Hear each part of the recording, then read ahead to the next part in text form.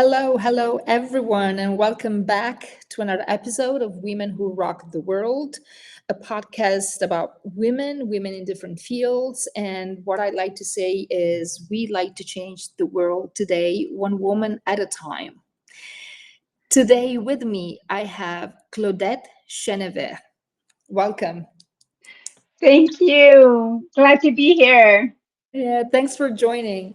Claudette is a step family coach. She has a degree in psychology of communication, and she started this journey as a stepmom herself first, and that's why she decided to go deeper into this branch, of relationships and family dynamics. Again, welcome, Claudette. Well, thank you. I'm really pleased to be here. And I look forward in sharing with your audience, especially women who rock the world, a little bit more about being a stepmom. Yeah, and totally. I mean, there's many women out there, that as you say on your website, no one dreams about probably becoming a stepmom, where it's not one of those things that you give much thought about. I'm a stepmom myself and never thought about it, not that I yes or no, didn't think about it. And you find yourself in this situation, and but what happened with you, you know? I met my husband 35 years ago through a dating agency. This was prior all the electronic dating age. This was a pen and paper type of dating agency. I was a single mom. I've been a single mom for 3 years. And my colleagues, I was a hairstylist at the time, kept saying, you need to find someone, you can't spend the rest of your life alone. I thought, well, yes, I can, but it's not what I want. And so um, when I started filling out the form to meet someone, one of the questions they asked me, well, do you want someone who has kids or not? And I thought, do I? It had never occurred to me. And and then I thought, well, since I have a child, it wouldn't be fair to say I don't want someone who has kids. So I said, sure, why not? It can't be that hard, right? Naive, really naive. And so I met my husband, and then we started to talk about kids. And his kid, he has two daughters. I have a son. And we talked about, how we would come together, some of our values, like what we believed in as family and raising our kids. We didn't, we asked a lot of questions, but I don't think we spent that much time digging deep into all the logistics because we both thought we've had kids, we've raised our kids on our own. It can't be that hard. Well, 6 months within our relationship, we move in together and we realize, oh yes, it is a lot harder and with a lot of surprises that we had not anticipated. And so the challenge for us was to not only come together as a couple, but navigate all the external people in our that were involved in the family to one accept me, to let us figure out and not tell us, well, you're not the mom, or you're the mom, or you don't love his kids. Well, you shouldn't be loving your. There was a lot of contradictions, and so at some point, well, within the first 6 years, it was really, really challenging. First, I thought that I must be doing something wrong. There's something I'm not doing right. Why am I not getting this? Why is it so hard to function as a quote unquote traditional family? So I decided to go back to school and realize that, oh, it's not just about me, it's the entire system. Step families cannot function like a traditional family because we're not a traditional family. We are a step family that needs to play a different game with different rules from a traditional family. So that was the first step in us coming together, understanding why we had so many challenges, and the steps I took in order to help us navigate and be where we are today. Yeah, but what I mean, I talked to like a lot of women, and there are two ways, of seeing like the step family situation, and that is one side is difficulties in handling and a relationship with the step kids, Mhm, and that's one. But there's other people that are like no issues with the stepchildren, but the issue is with the bio mom, mhm. you know, and the Yeah. two women sometimes like conflicting roles, and so did you experience any of that? I experienced both of them. So not only issues with the bio mom, but issues with my stepdaughters and even my son in the mix because of how we would parent, the discipline, the rules in the house. So I'll start with my stepdaughters. In the beginning it went well. They were excited. They were happy until their mother felt like I was too involved in her daughter's lives. And so she started to put some restraining measures so that I wouldn't be so involved in her daughter's life. This made it difficult because my husband traveled and therefore I was supposed to be the parent inside the house with zero authority. I had all the responsibilities but zero authorities. Mixed with this, I had my mother in law who sided with her ex daughter in law, meaning then there were more people against me not wanting to be involved. And so it was always like, well, you're not taking proper care of the girls, and yet you're taking better care of your son, which in my view wasn't accurate. I wasn't allowed to be a part of the girls' lives or to do things to, unless it was to drive them somewhere because someone needed a ride, or no, but I wasn't allowed to tell them, okay, you need to pick up your room, you need to do chores, you need to do the dishes. That I wasn't allowed to say anything. And so it became very uh, difficult to raise our kids, my son and his daughters, because we were clashing around discipline and role. And mostly the the difficulty came because their mother said to the girls, well, you don't need to listen to her.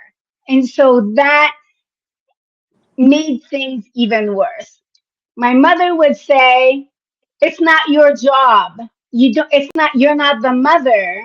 But then when I would do something for my son, but not for them, you don't love the girls. You're treating them different. It was a no-win situation.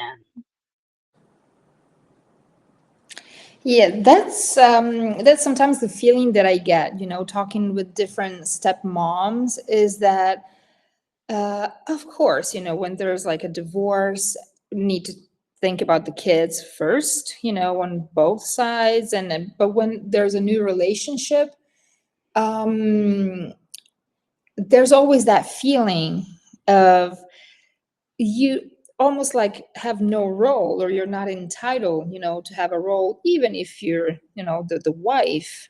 Mhm. And so this man chose to be with you for the rest of his life, and But that's something that I hear often, like the type of pressure that it's on stepmoms and no one talks about, Exactly. you And so know?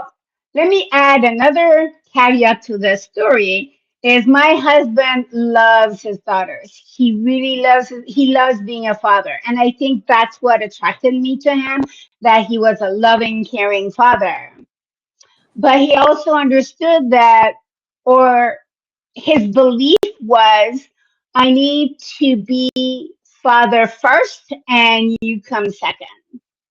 So Mm. he put all his time and energy in making sure his his daughters were okay, were comfortable, were happy, and making sure his mom was happy, content. He wanted to be the good son towards his mother.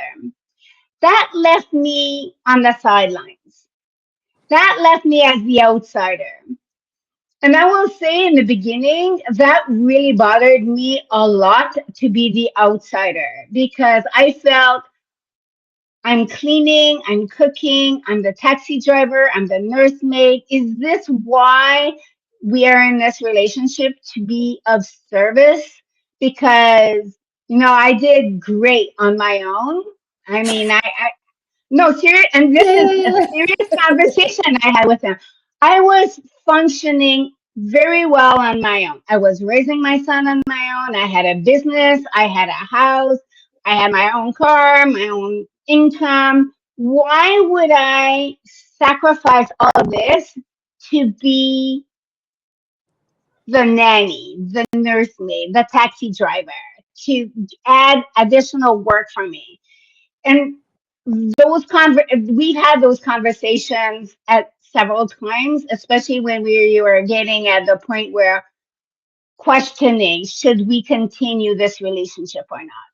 And it Mm. happened, especially in the beginning.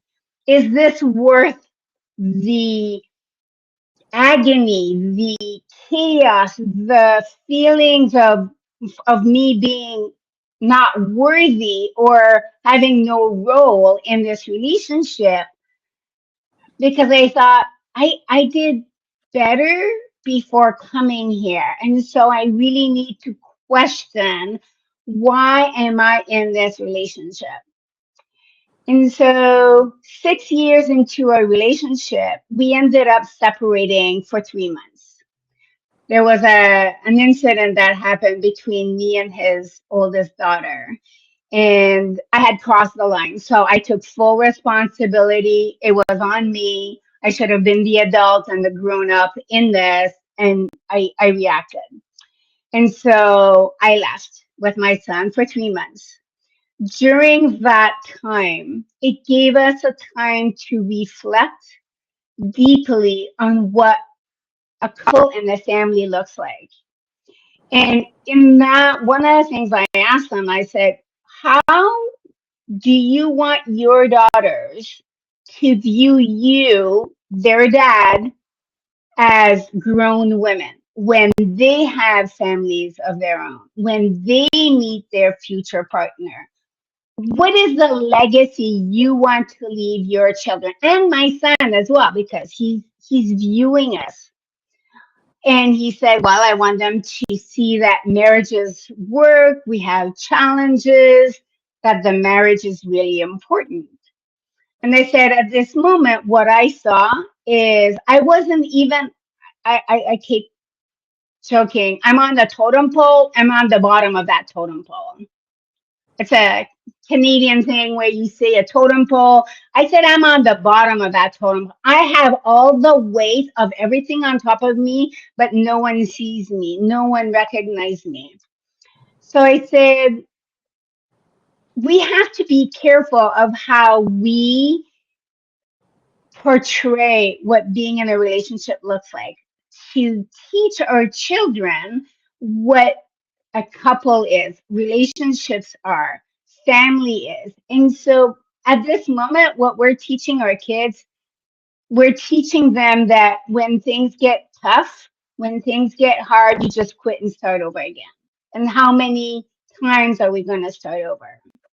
And then the other question I asked them, I said, When your daughters are grown and have kids of their own, who are you going to be with? Who are you going to share your with once your kids are gone away from home? And that was a big eye-opening thought for him. So that was the pivotal moment where we really started to change how we behaved as a couple and with the other people around us. So he started to stand up for me when it came to his ex-wife. He started to stand up for me when it came to his mother. He even stood up for me when it came to his kids. It was a really difficult period because everybody thought that he had abandoned everybody and chose me rather than, we're working together to create I call it a micro community where we work together. We all have our little things, but we work together. Absolutely. Yeah, absolutely. I mean, based not just on your experience, like personal experience, but the many women and many situations that you saw and you see every day. Um, I don't know. I'm making a statement. Let me know if that Mhm. resonates, and because you have, of course, proof, of what my thought is. The issue are not the issue, quote unquote, are not the children, stepchildren. It's the adults. For them, for the kids, it's super easy. All they need is love. I mean, it sounds so new age, and so hippie, but that's true. If It, and if and let me say it is true, and again it depends on the kids. For some children, and I've seen this especially when it comes to later teenagers or older teenagers and young adults, where the children will see that they need to be the other parent in the relationship. We call those the mini mom syndromes or the mini dad syndromes, where the kids take over the role of a partner. I seen that in my son when we were on our own. He kept wanting to protect me as his mother, and he was overstepping some of the boundaries of being a child parent. So, yes, as a parent, your responsibility is to make sure that children are loved, secure, but also understand that children are not there to replace an adult. Children are there to be part of a family, especially as you get older, the relationship changes. It's more of a friend type of relationship in some situations where the parent and the child, an adult child, function as friends or um, the relationship is different. When it comes to younger children, yes, adults need to make sure not to involve children in adult decisions. And when we see children who are struggling in trying to love another parent, to love another adult, if you look behind, there's an adult there, a parent that says, "Oh, I'm going to miss you so much when you're not with me. You know, be sure that you're okay. If you're not okay, call me. I'll be there anytime." This gives messages to the kids that, oh, my mommy or my daddy is going to miss us. Oh, that doesn't give me permission to love someone else. There's a lot of different things that can happen that influences how a child sees being in interaction with a step parent. And so it's hard to say, is it just the adults or it's the kids fault? It really is about situation. Every step family situation is unique to them, and there are similarities within step families. And what I often see is children will react to how the adults are interacting with one another. And there are studies that have shown that when you co parent with your ex partner around children, the children are happier, they're more secure, and are welcoming a step parent more readily because the adults are accepting the inclusion of a step parent. Yeah, absolutely. Um, and so, wow, I have so many questions. um, and so, uh, do you think that what's the relationship that, in your opinion, should the bio mom and stepmom have, not just between them, but in front of the kids? Because there's two ways, maybe like they might hate each other, but then in front of the kids, they're like, hey, let's be civil. Exactly. So I don't advocate that we should be friends with an ex partner. You know, if it happens, that's great. And I've seen that happen. I've seen where stepmom and the mom became friends because they all have the same goal of helping these kids grow.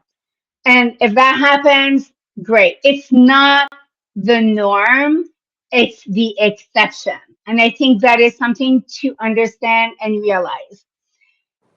In general, I always say be respectful no matter what. Whether you're in front of the kids or not in front of the kids, kids can sense it. Because I've heard some moms really be angry and upset about the ex, the bio mom, if you wish, and she may never say anything, but the body language, the vibes that come out, the kids can sense this. The kids are very perceptive, especially when they're young. They will notice the tones of voice or your facial expression or even your body language. Children learn how to relate to people via nonverbal cues.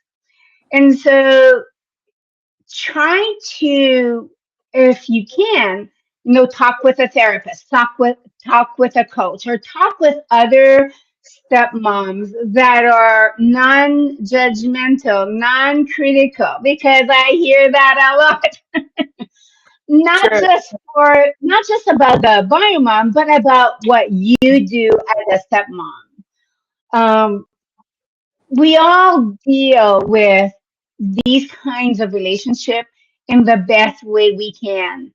And so finding someone who's objective, who can look at the big picture is really, really helpful. And I'll share one of the things, and I've shared this with some of my clients, was that when I started to see the bio mom as she just wants what's best for her kids. It's not the same as what I would like, right?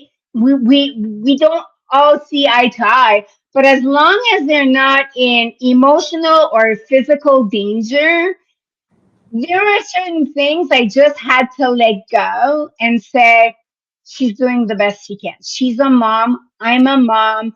It's hard.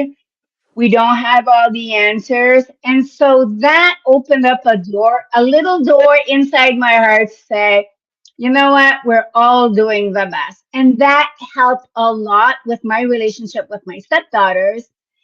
And in the future, when my stepdaughters graduated from high school, graduated from university, they got married, we were able to all come together in the same room and enjoy civil conversations. We even joked and had some laughters together. And so that was so reassuring for my stepdaughters. Absolutely. Yeah. Um, and I guess even like both when they're like kids, and also when they grow up, because they sometimes I feel that especially when they're younger, when they're like 10 years old or 11, around that age, it's almost like they test you. And I Oh, believe they test like both their bio mom, dad, and stepmom.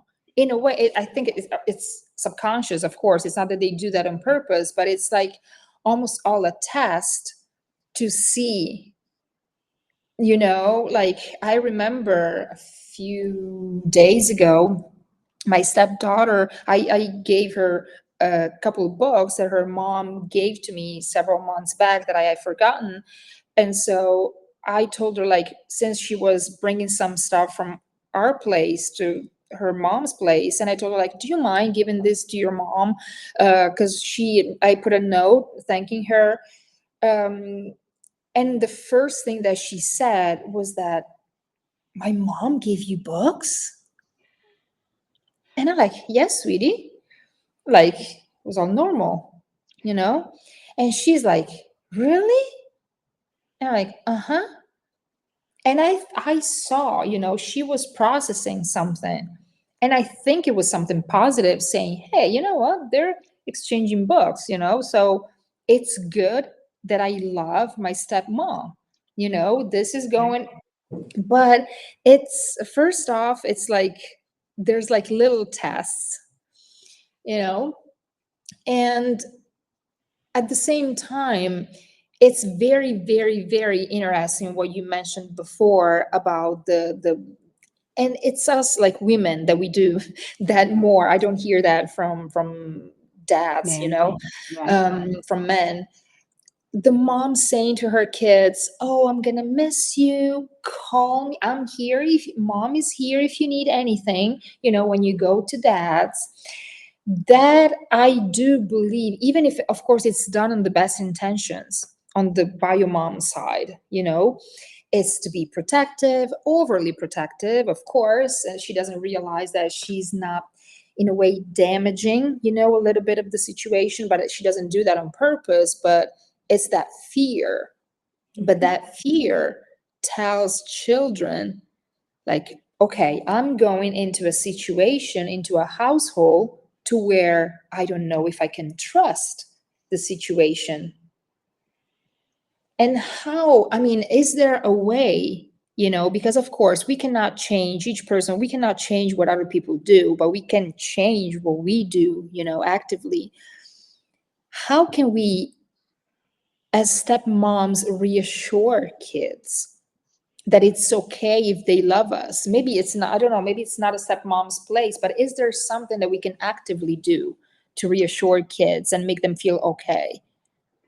So I love that you asked this. So two things, right? You asked about if our kids are testing us, and then the second one is trust and having our kids, what we can do to foster that trust. So let's talk about the testing. Yes, kids will test us. And I wrote a book about boundaries. And so I talk about kids are, their job is to test us to make sure that what we say, we are, we hold on to our words. So part of my um, philosophy and our transformation in our home was that when we said something, we meant it. And that was a little bit difficult. So no matter what happened, the kids could depend, definitely depend that what we said, when we said something, it was going to happen, and that, or we'd stick to our words. And that was really important because this leads to building trust, right? So if you say something, if you say, I'm going to be there to pick you up, be there and pick them up. And so kids will test you. They will test your loyalty to them. They will test to make sure, are you going to be there when you're supposed to? If I am bad, and I'm bad is like, if I don't follow the rules, are you still going to love me anyways? Or are you going to abandon me? Like my parents who divorced and both went their own way, because unfortunately, here's the thing. Some children, not all, but some children will tend to say, it's my fault. my parents are no longer together, if I had studied harder, if I had done my chores, if I had not been arguing with my brother or sister, if I had just been a more perfect child, my parents would not have divorced. I'm not saying all children go through this, but it does happen that sometimes the children will put the blame on themselves for their parents not being together. And so, yes, they will test you in terms of, are you going to stick around or are you going to leave like my parents? What happened? And so, making being very clear about what are the things you're asking, being very clear about making sure you're going to stay here. And what I learned as a step parent, I'm using it with my grandkids now, right? If they're having a temper tantrum, I tell them I still love you. And then they say, I don't love you, I hate you. It's okay, you can hate me, but I still love you. And so those are things like even step kids will tell you, you're not my mom. Yeah, that's true. I am not your mom, but I am here and the one who's responsible for you at this moment. I hate you. Well, I'm sorry that you feel this way, but I don't hate you. Yeah, I'm upset. I may be disappointed. I may be even angry, but I don't hate you. And so this is where we build trust over time with kids. And so it's not something that's instant. Trust is built over time. Trust is built over moments you create together, experiences you share. And here's the thing, trust takes a while to build up, but it takes a moment to break down. And then you have to work very hard to rebuild it. And I will say, all of our kids have experienced breaking our trust. They said they do something or curfew or driving, and they broke that curfew, and they told us, I broke your trust, didn't I? So unfortunately you did. Am I ever going to get that trust back? I said, it'll be your job to show me I can trust you again. So those are lessons that we can definitely teach our young children or our teenage children or even our adult children, that relationships are continually evolving and that we need to work on it. And trust in our family, and even when I work with stepmoms, is a value that is constantly being worked on, and really look at, am I being trustworthy? Can the kids trust me with what I do or what I say? And especially when it comes to the other parent, right?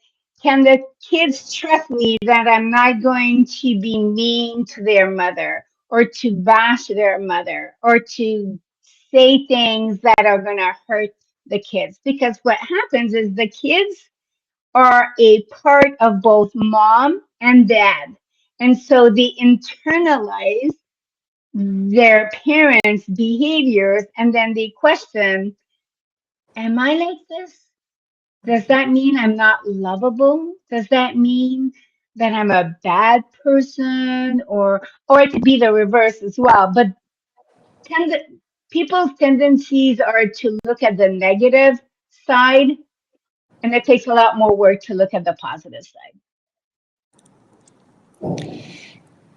I mean, what also, okay, let's say, because again, we hear, I'm sure you do more than me, hear a lot of this situation to where like a bio mom is saying things that are not pleasant about the Mhm. stepmom, whether she says them openly to her kids or in a more subtle way.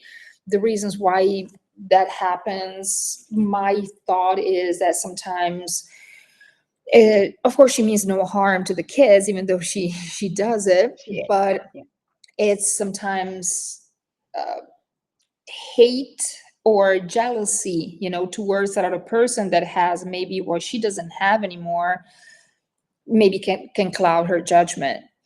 But how do we not win, but how do stepmom handle this type of situation to where the kids, whether again it's not done on purpose, but they're a little bit brainwashed. Mhm. And so what happens? I mean, is there something that a stepmom should do to kind of rebalance the situation to the benefit of the kids in the end? I love your question. And because, yes, absolutely, I hear this a lot. I won't say all the time, but I hear it a lot. And here's the thing. This is where your actions will speak louder than any words. And so, yes, the stepmom is going to say, oh, she's a bad stepmom. She doesn't let you do anything, blah, blah, blah. And a lot of times when a bio mom attacks a stepmom for no reason or for things that are not true, here's the thing. There's unresolved anger around the divorce or the separation. That has not been resolved. And then and depending on the reason for the separation of the divorce, and she may have reason for it. I don't know. I'm not in her head. There's a sense of insecurity that happens as well.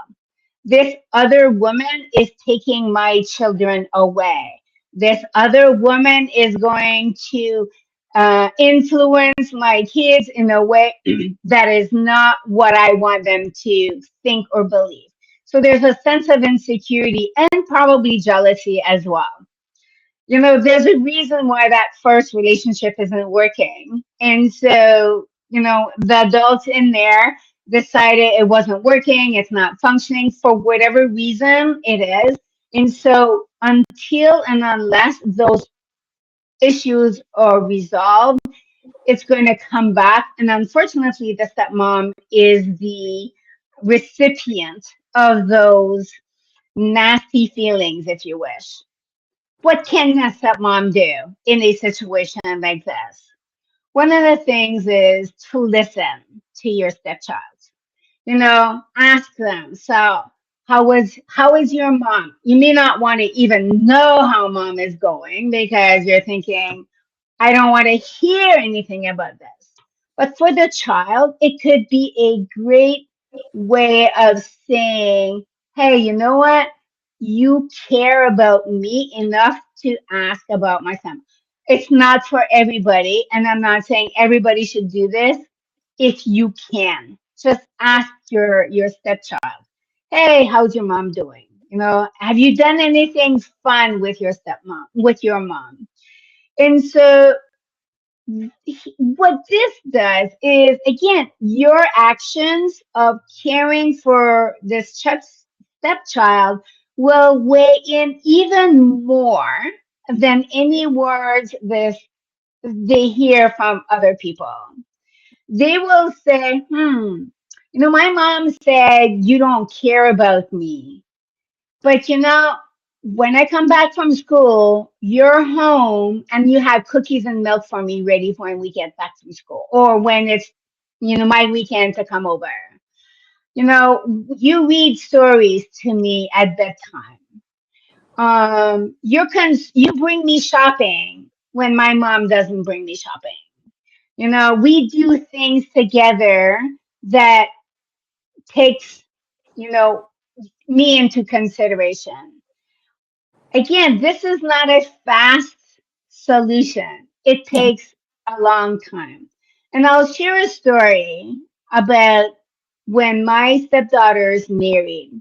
So we had some when they graduated from high school, they left our home, going back with their mother. We lived in Virginia, in the United States. Their mother lives in Canada, in Montreal.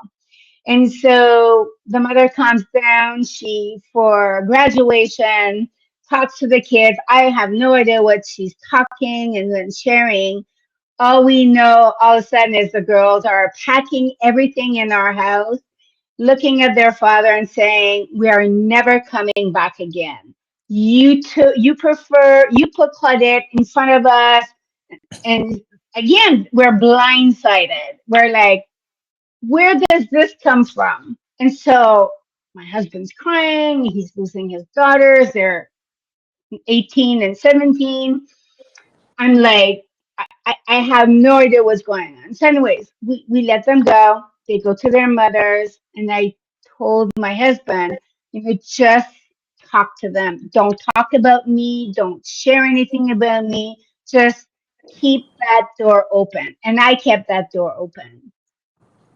So November, so 7 months later, my oldest stepdaughter calls her dad and says, "Dad, can I come over?" And I said, "Okay, she can come over and I'll go spend time with some friends. I won't be in the house. You can have her all to yourself. I don't want to make waves." And so he offered that to her. And she says, "No, no, it's okay if Claudette is there." So, I cook, I made food, I didn't interact too much. I was really careful not to be too present because I figured she wanted to be with dad. So I'm sitting in the living room and she comes to me. She comes to me and says, "I want to apologize for the way I treated you because I realized that what you were doing, you did nothing wrong." And so the interesting thing is, once they had gone back to live with their mother, they saw a different version of what was going on.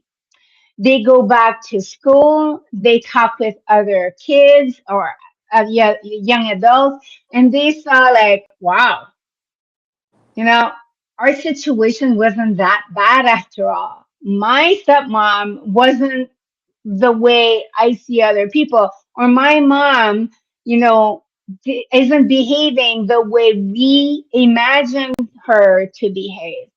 And so there are certain times where just holding down the fort, just saying, "I am going to continue doing what I know is right in my heart and let them figure it out what they want." And again, it's not easy. Anybody who's a step parent, you're in a very, my hat's off to you because this is not an easy journey. It is not. It's not for the weak. It's for the people who rock the world. There you go. Yeah, well, I mean, last question is, what about the father slash husband? Okay. Uh, my idea is also, I mean, that's why I created this podcast, is that women rock the world. We can rock the world ourselves, and even like the type of questions that I ask you, it's not about like what can the other person do or how can I, but what can we do, so each one of us taking responsibility, because that's the only thing that we can do. We cannot change other people. But do you believe, I mean, what's the role of the husband in all of this? Do you think that him stepping up, let's say if the bio mom says something mean towards the wife, his wife, or is it worth it, in the short run and in the long run? Or if the kids, his kids say something that they're not supposed to, is it more the job of the father or the stepmom, for instance, in this case, to say like, "No, don't talk to me like that," or because I think sometimes um it's hard, again, because as a stepmom, you're not always listen. Sometimes you are, but you're not always listen, or you feel that you're not listen. Yeah. So Great. what's Yeah. his role? So that has an important role. Your husband partner has an important role. and that is to be a support, to support you, to not throw you under the bus. Now, I really believe, and not only me, but a lot of the coaches and therapists and psychologists, we believe that marriage comes first, and then it's your first priority, and the children are your first responsibility. So it's not that you're not taking care of the kids, you're not being aware of them. But here's the thing, when you come into a relationship with a partner, it's you're working as a team. And so working as a team means you have each other's back. You may not agree with everything you say and do, specifically when you have your stepkids or even an ex partner. Having a united front is so important. Now, there's always exception, if there's any abuse or any mental abuse or physical, anything that hurts a child, that should be stopped immediately, and the parent needs to step in and say, no, this can't happen. So we're not talking about those extremes, right? What we're talking about is that when a child, a stepchild, is disrespectful to a step parent, it is very important for the parent to step in and say, that's not appropriate to talk like this to so and so.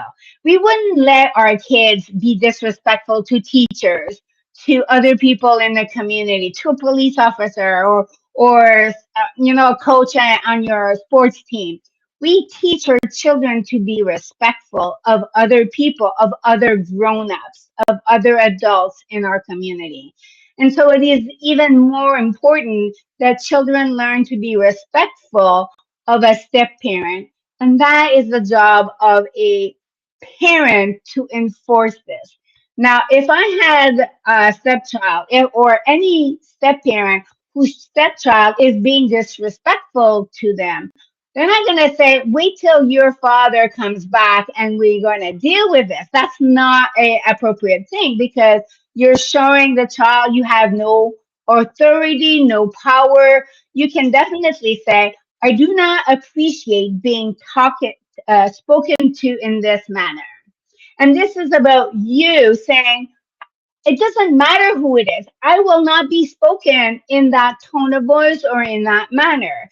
So you are honoring yourself, you're respecting yourself, you're setting some boundaries around yourself about how people can address you, whether it's your stepchild, the bio mom, or anybody. You just say, I don't appreciate being spoken to this way. When it comes to chores, if the kids say, well, I'm not doing the chores because you're not my mother and I'm not going to listen. You say, no, I am not your mother, but your father and I both agreed with you in the present that these were the chores that you agreed to do with within this house. So, it's a dance, right? Dan has a responsibility to make sure that the rules and rules of the house have been set forth, have been discussed with the stepmom present, and the child understanding these are the rules of our house and this is how we're going to do. And I love to, my husband and I have done this for years. We have written agreements because sometimes our memories can be a little fuzzy. Just Yeah, that's good advice. the thing. So we write contracts, and we've done that for ourselves as a couple. We write contracts and we read them and we both sign them. So if there's a discussion, aka argument, about what we said or agreed about, we have that paper. And so, just saves you another headache. Just write it down, sign it, and then you're good. That's actually very good advice. And it's also, I mean, it might become something like also fun to do, but to where like you have the rules written down, but then it's like, hey, you know what, let's do this, it's fun. And And um here's a little thing about that when you write it down. Every 6 months to a year, revisit them, renegotiate them, right? Because you wrote them on a piece of paper doesn't mean it lasts forever. So make it a habit every 6 months or every 12 months, whenever. Pick a date and revisit those and see. Like for us, it was the holidays. They were always a big issue. And so we wrote down whose turn was it to go to whose house. And so we wrote it down. And so my husband said, oh no, we're going to my house. Oh no, no, no, no. Last year we went to your house and you rooted here. So now it's my turn. So yes, just FYI. Yeah. Well, Claudette, thank you so much. Thank you so much for your insights, for your knowledge, for sharing useful, super useful tips about how to manage, a different type of family, but that's still a family, by all intents and purposes, it is a family, whether it's with bio kids or step kids, it doesn't matter. And so, how can people reach you or check out some of the stuff that you do online? And I'm going to put you all the links, by the way, beneath this video. Excellent. Well, thank you. So you can reach me on my website, which is stepmomcoach.com. If you want to follow my social media links, I'll make it easy. So it's stepmomcoach.com/SM links, social media links, SM links. Or just do well, uh, commercial A stepmom coach. You'll find me that way as well. Um, and that's basically how you can find me. I have a blog. I do interviews like this that I share. I have also a stepmom resource library that has a lot of free information in there that can people join, and you'll find that on my website as well. Awesome. Awesome. Again, thank you so much. Thanks a lot. And speak soon, maybe. Thank you. I appreciate this, and thank you for the work you do as well. Thank you. Thank you. Bye, everyone.